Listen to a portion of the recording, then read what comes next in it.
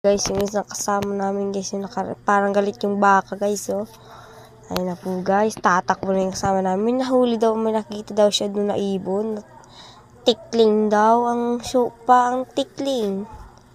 Pero hindi niya nabutan dahil ang bagal niyang tumakbo. Ayan na guys, pupunta na kami niyan. Mukhang may nakikita na ang isang kasama ko dyan ng paho guys, oh. Kaya tumakbo na kami. At kukunin na namin ang pahong nakikita namin dun sa dulo. At ayan na guys, tatakbo na kami.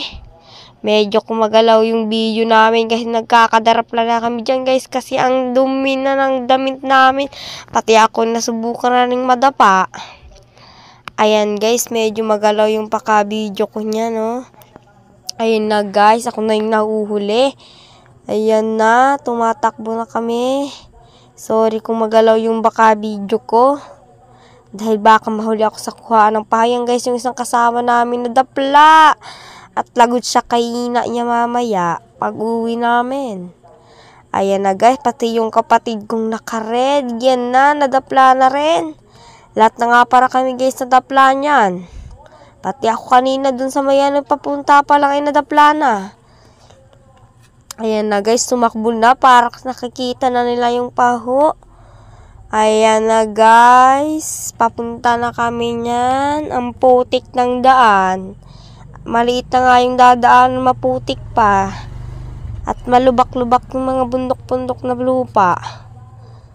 Ayan guys, natatanaw na namin yun guys, yung kukuhain namin paho. Kanina nga pala wala kaming nakita. Nabayabas. Nakita kaming saging. Pero kinuha ng isa yung kapatid ko. Ayan guys, nakikita na nila at aakyat na kami dito sa akyat na to. Ayan na guys, tingnan nyo. Nakikita pa rin kung di gaano kadami yan. Kukuhain namin yan guys. Tara, samahan ninyo kami sumakyat ng bundok. Ayan guys, nakikita nyo ba ang tanawin guys?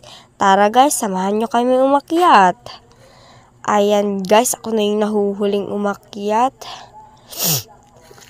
Ayan guys, magbabato na sila ng paho guys, oh. Yan guys, yung isang kasama namin tumitingin-tingin na at makakabato raw siya. At pinapagmalaki niyang madami daw siyang makukuha. At tingnan natin kung madami. At hindi nga siya marunong bumato niyan. Dahil ang liit-liit lang nga niyan. Baka pumunta pa yun.